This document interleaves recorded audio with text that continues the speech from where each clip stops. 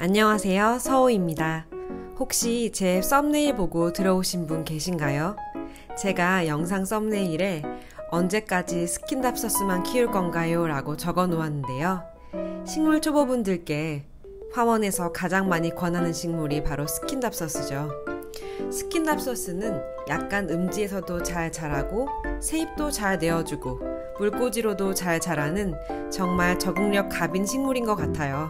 그런데 진짜 언제까지 스킨답서스만 키우실 건가요? 오늘 이 영상에서는 식물 초보이지만 식물 초보처럼 보이지 않게 하는 식물들을 알려드릴게요. 일단 있어 보이는 식물을 키워야 식물 베테랑처럼 보일 수 있겠죠? 그래서 제가 권하는 식물 5종류를 들이시면 식물 초보인데도 초보 아닌 척 할 수 있습니다. 그 5가지 식물은요, 바로 히메몬스테라, 무늬 홍콩 야자, 박쥐란, 립살리스 화이트, 칼라데아 마란타입니다. 그리고 이 식물들을 소개하기에 앞서 기쁜 소식이 있습니다. 드디어 저에게도 이런 날이 왔습니다. 제가 블로그로 식물에 관한 내용을 포스팅할 때부터 2019년부터니까 2년 반 정도가 되었네요. 저는 식물책 리뷰를 많이 했었거든요. 그래서 식물책을 출판사로부터 제공받아서 리뷰하는 사람이 되고 싶다. 나는 잘할 수 있는데 일단 식물책 리뷰를 꾸준히 해보자. 이런 생각을 했었고요. 지금도 블로그에 그 흔적들이 있습니다. 그런데 드디어 21세기 출판사에서 식물과 같이 살고 있습니다. 라는 책의 리뷰 요청을 받았습니다.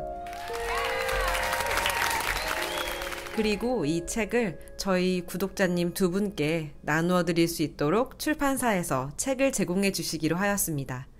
제가 유튜브에서는 나눔 이벤트를 한 번도 해본 적이 없는데요.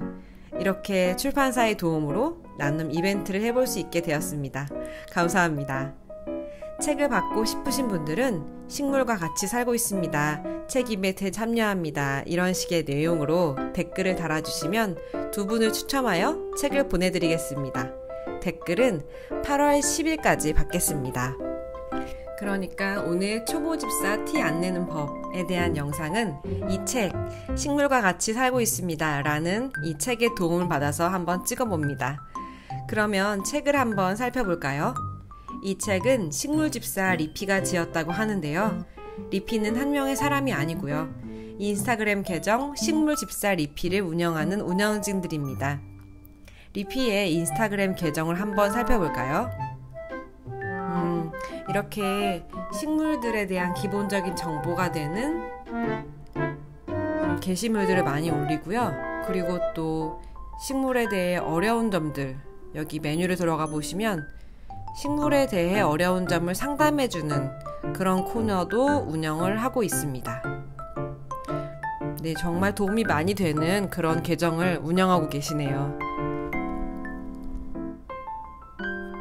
그러면 책의 목차를 한번 보겠습니다. 총 5개의 챕터로 되어 있는데요. 첫 번째 챕터는 식물집사들의 궁금증이나 어려움 등에 대한 통계를 내보고 여러분이 힘든 부분은 혼자만의 힘듦이 아니다 라는 어떤 그런 위안을 주고 파이팅 하는 내용입니다. 두 번째 챕터는 식물을 키우기 위해 준비해야 할 그런 준비물들에서 전반적으로 나와 있고요. 세 번째 챕터는 식물을 키우기에 그 난이도별로 식물을 분류해서 소개하고 있어요. 바로 이 부분이 오늘 우리가 중점적으로 함께 살펴볼 부분이 되겠습니다. 네 번째 챕터는 식물집사의 처방전이라고 해서 초보 식물집사의 Q&A, 베테랑 식물집사들의 팁 이런 것들이 나와 있네요. 5번째 마지막 챕터는 리피가 하는 일에 대해서 간략히 소개하는 부분입니다. 갑자기 리피에 취직을 하고 싶어지네요. 자리 있나요?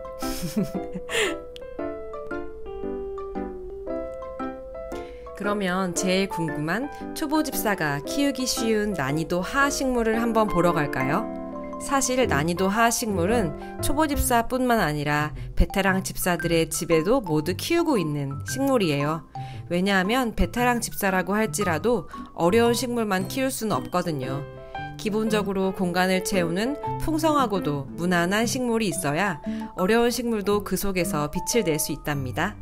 자칭 베테랑 집사인 저도 스킨납서스를 종류별로 많이 키우고 있어요. 사실 굉장히 좋아합니다.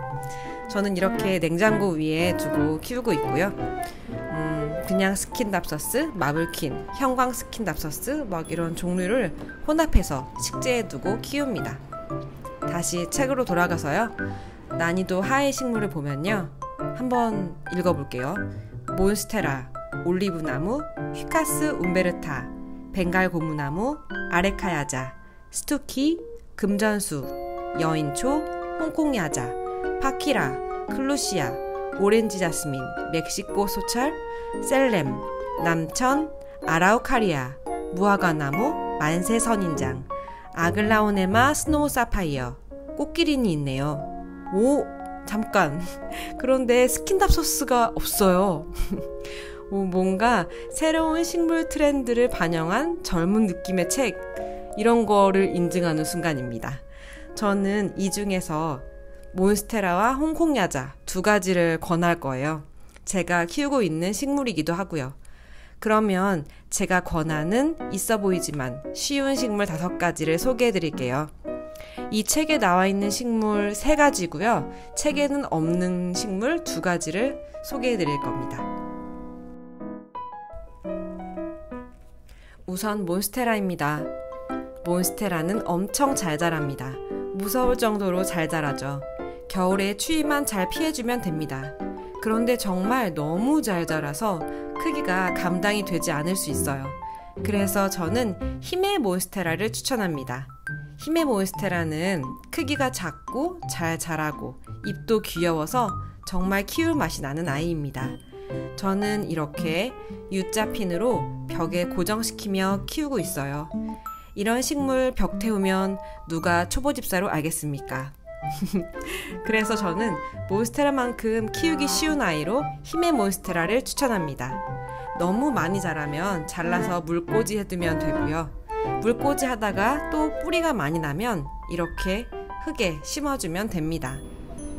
2번째 식물은 홍콩야자입니다. 홍콩야자는 정말 성장이 빠르고 귀여운 모습의 아이죠. 그런데 홍콩야자는 너무 흔하다고 생각했던 분들 계시죠? 네, 접니다. 다이소에서도 파는 그런 공기정화 식물이잖아요. 그런데 어느 날 갑자기 너무 이뻐 보여서 드렸는데 진짜 이쁘네요. 홍콩야자를 들이시려면 그냥 홍콩야자 말고요. 그러니까 그냥 초록 홍콩야자 말고 무늬 홍콩야자를 들이세요. 가격도 같은데 정말 예쁩니다.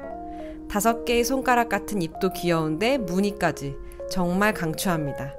그런데 제가 이전에 언박싱 영상을 올렸는데 무늬 홍콩야자를 샀거든요. 그런데 다른 분들이 모두 무늬 홍콩야자가 자라는 속도가 너무 느리다고 그렇게 악명이 높은 식물이더라고요. 그러니까 저는 초보분들께는 그냥 홍콩야자하고 무늬 홍콩야자 그 2 아이를 동시에 들이시는 것을 추천해요.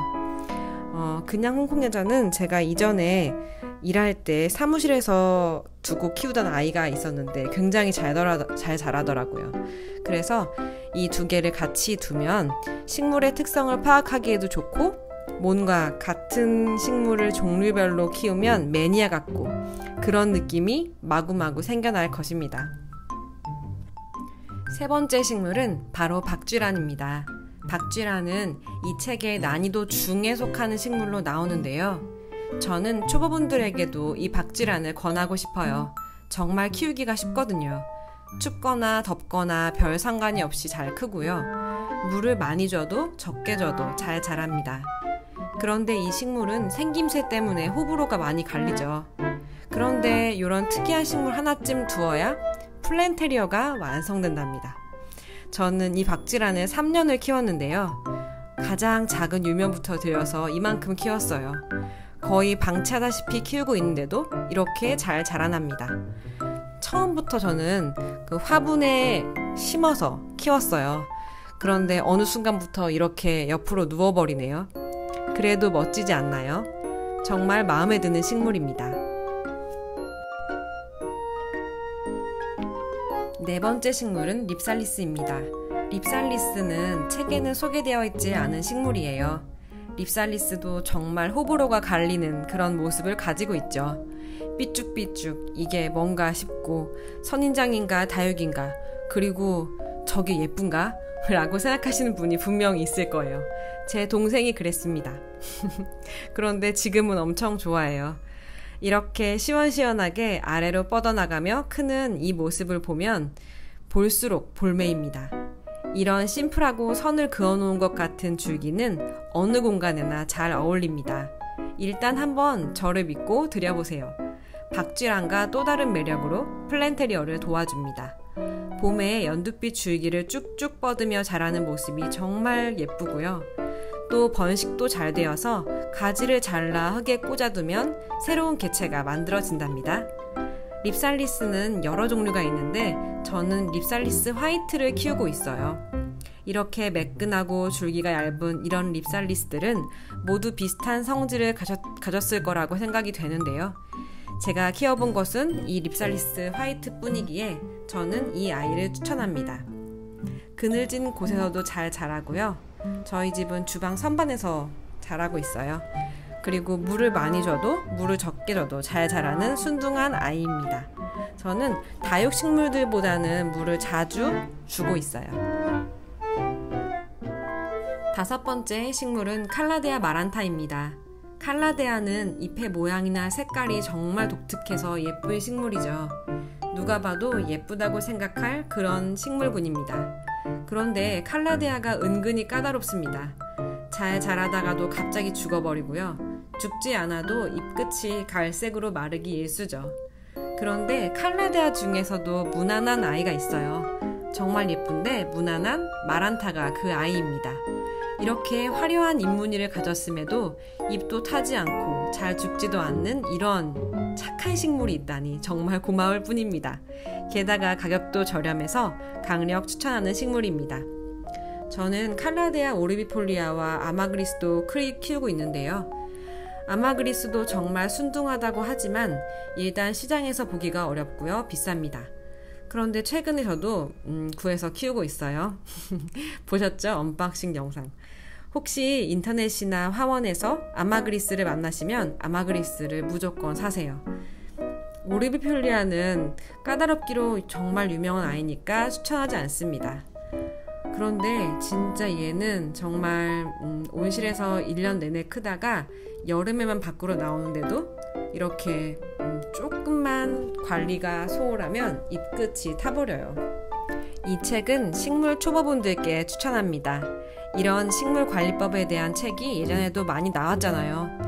그런데 요즘 나오는 책엔 또 요즘 트렌드에 맞게 식물의 종류가 새로 업데이트 되는 것 같아요. 그래서 요즘 화원에서 자주 보이는 또 사람들에게 인기 있는 식물들에 대한 관리법이 나와 있기 때문에 더 유용합니다. 식물별로 물주기, 빛의 정도, 적정 온도를 한눈에 알아볼 수 있도록 이렇게 나와 있고요. 식물별 관리 팁도 있어서 참고하기에 좋아요. 그리고 뒷부분에 베테랑 집사의 팁에는 내 반려식물이 반려동물에게 위험한지 알아보는 법, 그리고 공기정화가 입증된 식물, 또 해충에 대한 정보와 방제법 등이 나와 있어요. 작은 책이지만 굉장히 알차죠. 이런 책을 곁에 두고 있으면 실내 식물에 대한 기본 지식을 쌓는 셈이니 초보집사 티를 벗는 것은 시간 문제입니다. 식물과 함께하는 삶은 이 책에 나와 있는 대로 수고로운 일이지만 그만큼 식물에게 받는 것이 많은 삶이라는 것, 아마 제 영상을 보고 계시는 분들은 이미 알고 계실 것이라고 생각해요. 그런데 식물에 대해 조금 더 검증된 정보를 갖고 접근한다면 조금 더 편하게 식생활 하실 수 있겠죠. 식물과 같이 살고 있습니다. 이 책을 서호가 추천합니다. 책을 읽어보고 싶은 분들은 앞서 말씀드렸던 것과 같이 댓글로 신청해주세요. 당첨자 발표는 8월 11일 오전 11시에 커뮤니티 게시판에 하겠습니다. 1111을 기억하세요. 많은 참여 바랍니다. 오늘도 시청해주셔서 감사합니다. 안녕히 계세요.